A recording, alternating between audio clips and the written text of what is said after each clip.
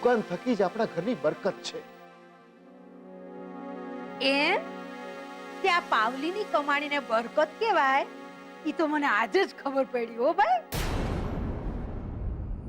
ના ના, રોજ તારા ઘરે આંજે ચોખ્ખા ઘીના માલપુઆ ઉતરે છે ને કાઈ, સાચું ને? અરે ભઈલા, જરાક તો બુદ્ધિ વાપર. આ તારી બેય છોડ્યું ઘરનો ઉમરો પાર કરશે કે ત્યાં તારી ત્રીજી આજ પૈણું કાલ પૈણું કરતી ઢગી થઈ જાય. તે એના ખર્ચાનો વિચાર નહીં કરવાનો. મારું માન તો વેચી નાખ તારી ઠાઠડી જેવી હાટડીને, એટલે પતે.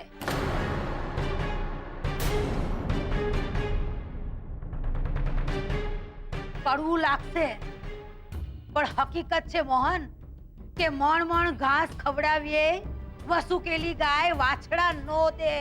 પણ અમારી દુકાન વકરો આપશે બા, કારણ કે આ મોહન અને એની દીકરીઓનો ટી સ્ટોલ છે જે વિખાઈ ગયો છે પણ વસુકાય નહીં.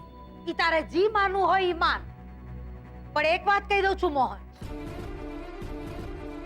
જે મહાણે ગયેલા લાકડા પાછા નો લવાય એમ તારી બળીને ખાક થઈ ગયેલી દુકાનને જીવતી કરવા 1 રૂપિયો ઉધાર લીધો છે ને, તો મારા આશીર્વાદ તો ભૂલી જાજે. આવું ના બોલો બા. તો શું બોલું મીરા વહુ? જ્યાં લગ્નના ગીતો ગાવાના હોય ત્યાં મોહન મરસિયાની દુકાન માંડીને બેઠો છે, તો મારે તો છાજિયા લેવા જ પડે ને. હાલી નીકળો છે 5 લાખની લોન લેવા વાળો. મરો, જે કરવું હોય કરો તમે. હા, હું આયલી. બાપ,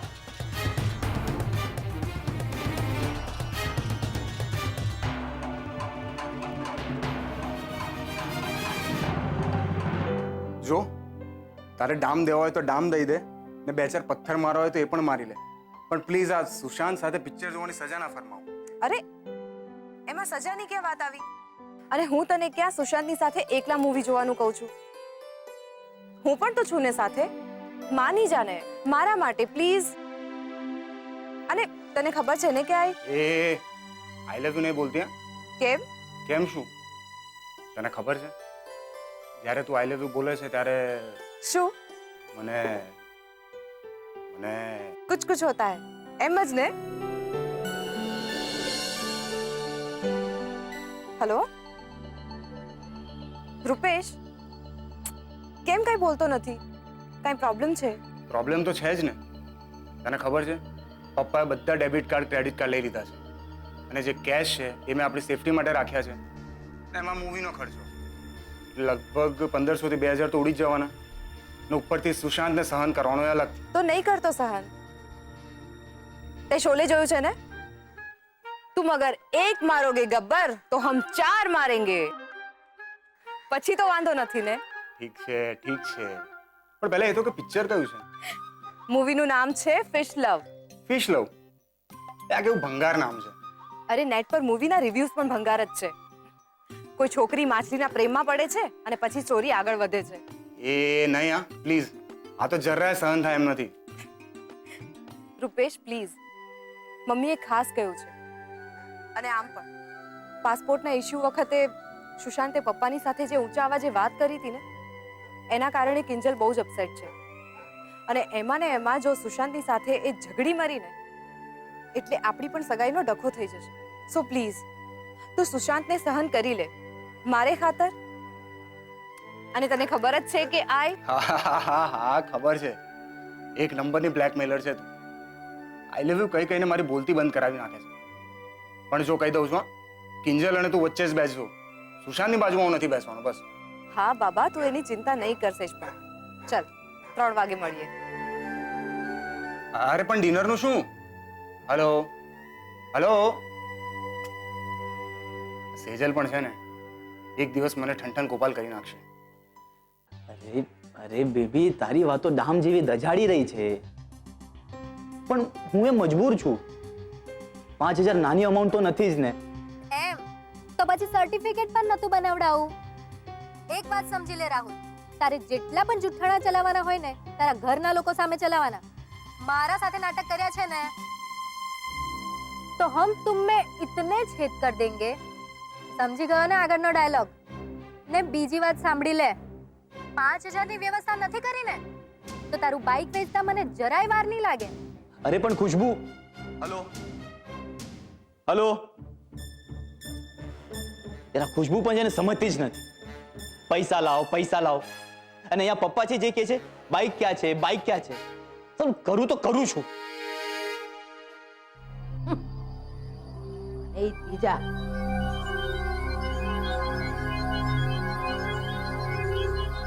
મૂર્ખો છે મૂર્ખો, અને પાછી હુંય મૂર્ખી કે એને સલાહ આપવા નીકળી. મારે કેટલા ટકા વર્ષે આપતા? આટલી ગરમીમાં મારે લોહી ઉકાળા કરવાના?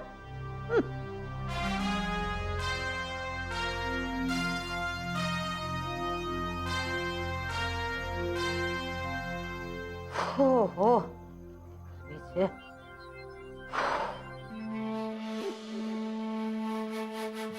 હાસ, એવી ઠંડક લાગી. આ પવન આવ્યો કે અરે સુખી થા મારો દીકરો. એ બેટા, તને કેવી રીતે ખબર પડી કે તાર દાદીને ગરમી થતી હશે? એવી વાત કરો છો બા, દીકરીઓ પારકી કહેવાય, પણ હું તો તમારો પોતાનો જ છું ને. અને પોતાનો તો એને જ કહેવાય જે પોતાનું દુઃખ ભૂલી જાય ને પણ પોતાના દાજિયા પર મલમ લગાવે. બેટા, તને શું દુઃખ છે?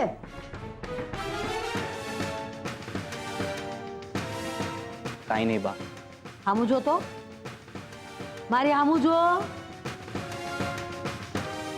જવાનું નહીં બેટા, તારી દાદીના હમ છે કે જોઈ શું વાત છે? એ તો બા મને અમેરિકાની એક કંપનીમાં નોકરી મળી ગઈ છે.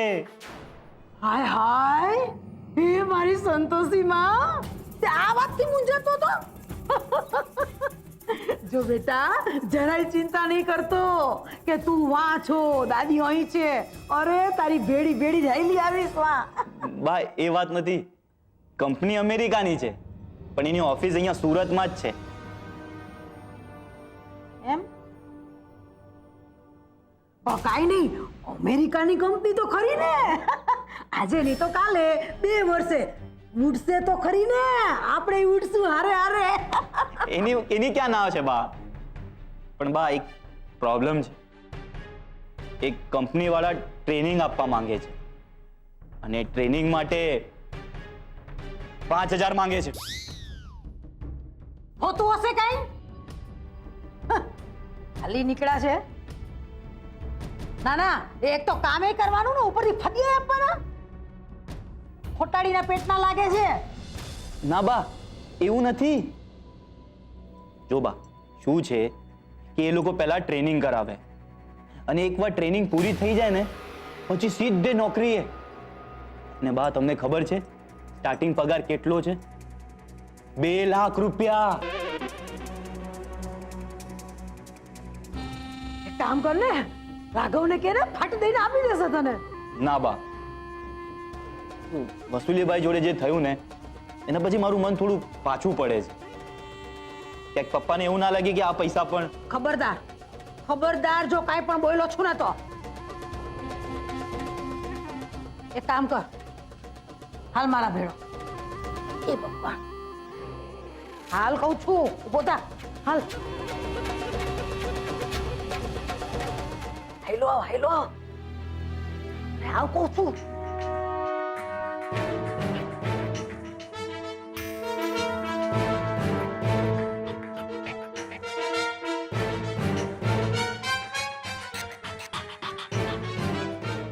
સાંભળ, તું, હું અને મારી માવડી 3 જણા જાણીએ હો. પૂરા 4,000 છે, જોઈ લે. પણ બા મને તો 5,000 ની જરૂર છે. ખબર છે બેટા, પણ તારી દાદી પાસે અત્યારે આટલા જ છે. બા, ક્યાં છો? અંતાડ જલ્દી, ન તો તારી માં માથાકૂટ કરશે.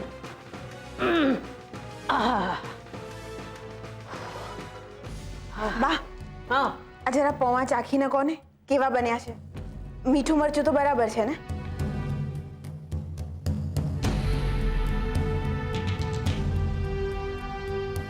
અરે મીઠું જ નથી.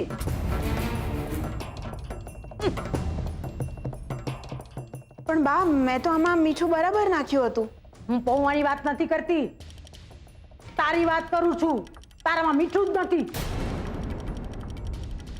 હાલ રહોડામાં પૌવા બનાવતા શીખવાડું. હાલ કહું છું.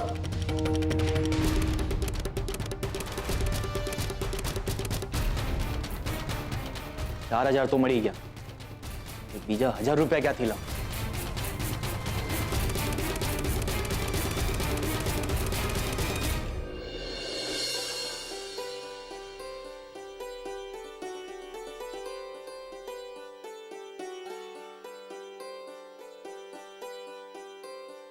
હેલો.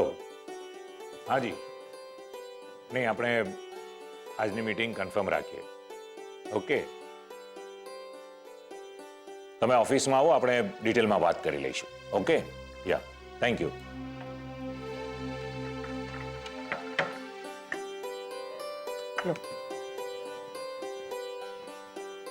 અરે હા પદ્મા, આ ઘર ખર્ચના પૈસા ઓછા પડે, બીજા જોઈતા હોય તો કબાટમાંથી લઈ લેજો. ઓકે.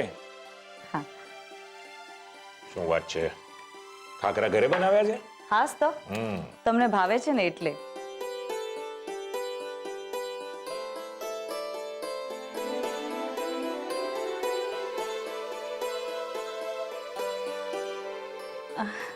હું શું કહેતી હતી તમને, હમણાં રૂપેશના રૂમની બહારેથી હું જઈ રહી હતી ને તો મેં જરા અવાજ સાંભળ્યો. એ ફોન ઉપર સેજલ સાથે વાત કરી રહ્યો હતો. એ લોકોનો કંઈક પિક્ચર જોવા જવાનો પ્લાન હોય એવું મને લાગ્યું. પણ આ રૂપેશ કે એની પાસે પૈસા જ નથી. બોલો, તો આપણે એને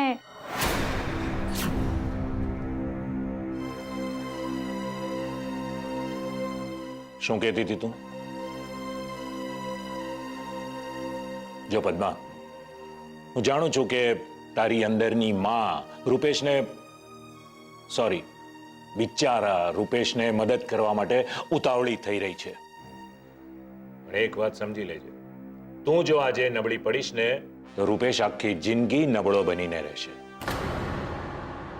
હું જાણું છું કે તમે જે પણ કંઈ કહી રહ્યા છો એ રૂપેશના સારા માટે જ છે, પણ હું એની માં છું અને એ મારી પાસે પૈસા માંગે તો હું એને ના કઈ રીતે પાડી શકું? ઠીક છે, તો આપણે એક કામ કરીએ. તારી જ પાસે પૈસા ન હોય તો તારે ના પાડવાનો પ્રશ્ન જ નહીં રહે.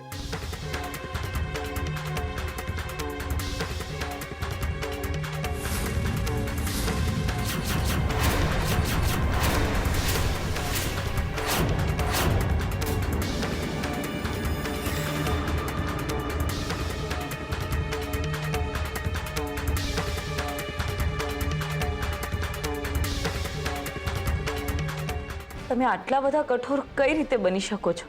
હું આના કરતા પણ વધારે કઠોર બની શકું છું પદ્મા. અને જો તે મારી વાત નથી માની ને તો હું આપણા મોટા દીકરા જીતેશ અને આરતી વહુના ઘરે દુબઈ રહેવા ચાલ્યો જઈશ. શું તમે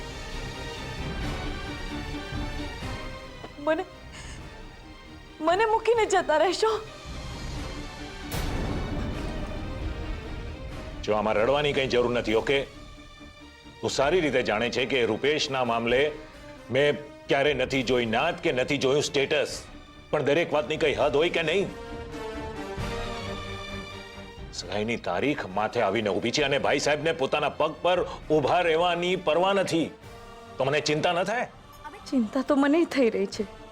હે પ્રભુ, મારી વિનંતી સ્વીકારજો. રૂપેશના લગ્ન પતે એ પહેલા આ બાપ દીકરા વચ્ચેના મતભેદ પતાવી દેજો.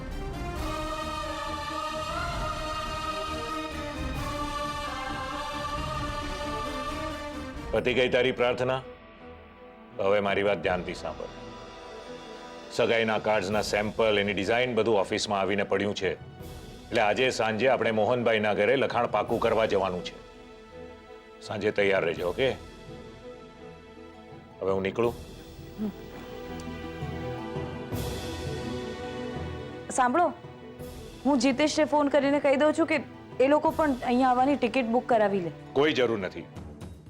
જીતેશ અને આરતીને સગાઈમાં બોલાવવાની કંઈ જરૂર નથી. આપણે એને સીધા લગ્નમાં જ બોલાવી લઈશું. ઓકે? અરે જરૂર કેમ નથી? સગા નાના ભાઈની સગાઈ હોય તો મોટા ભાઈ ભાભીને હરખ તો હોય કે નહીં? પદ્મા, હરખ હરખની જગ્યાએ છે. જરા પ્રેક્ટિકલી વિચાર કર. આપણો જીતેશ ઇન્ડિયન હોટેલના કન્સ્ટ્રક્શન માટે ત્યાં દુબઈમાં સેટ થયો છે. હોટલનું કામ હવે પૂરું થવામાં જ છે. હવે આવા કામના સમયે માત્ર સગાઈ માટે એને અહીંયા બોલાવવો મને યોગ્ય નથી લાગતું.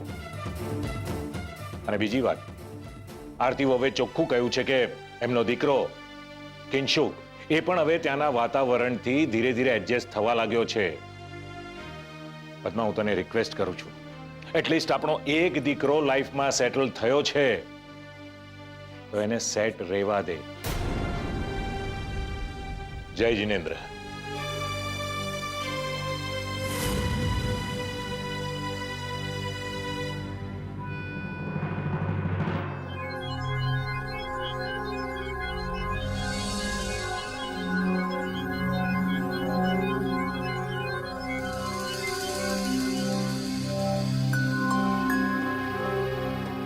આઈ હોપ 5000 માં મામલો સેટ થઈ જાય ને પછી હું ને મારું બાઈક પપ્પાને મોઢે મારી.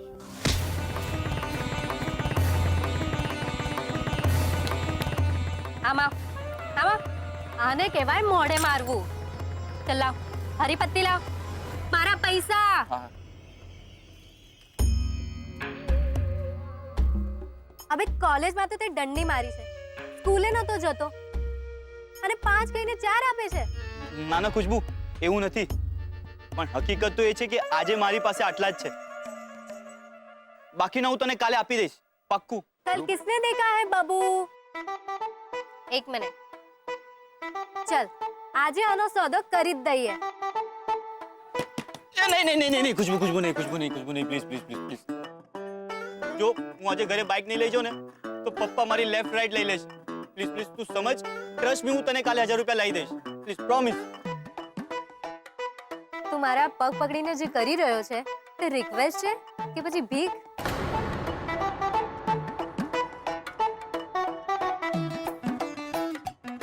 चल ठीक है, दोस्ती की है, निभानी तो पड़ेगी ही. પણ હા, એક વાત યાદ રાખજે, કાલે તે મને 1000 નહીં આપ્યા ને તો તારા ઘરે હું હાજર થઈ જઈશ. એવું કાંઈ નહીં થાય, પ્રોમિસ. બાકી ખુશ્બુ, મને તારી હજી એક હેલ્પ જોતી હતી. ના એટલે કે 4000 કાઢવા માટે મારે હજી 4 જુઠ્ઠાણા બોલવા પડ્યા. અરે તું માણસ છે કે ફેકાફેકની મશીન? ના એટલે કે મેં ઘરે એમ કહ્યું છે ને કે એક અમેરિકાની કંપની મને નોકરી આપવાની છે અને ટ્રેનિંગ માટે મારે 5000 આપવા પડશે. અચ્છા, અને આ ટ્રેનિંગ પછી તને પગાર કેટલો મળવાનો છે? બોલી દે, મારાથી શાની શરમ? બોલી નાખ. 2 લાખ. 2 લાખ સહી હે બોસ, સહી હે. ચલ, ઓફિસનો જુગાડ કરવાનું છે ને?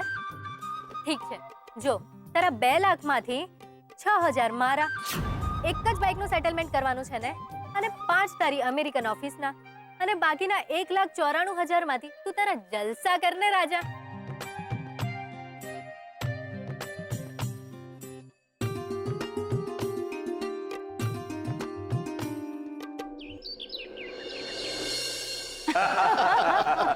બસ પછી શું, તાળી આપતો ગયો ને દલાલી કરતો ગયો.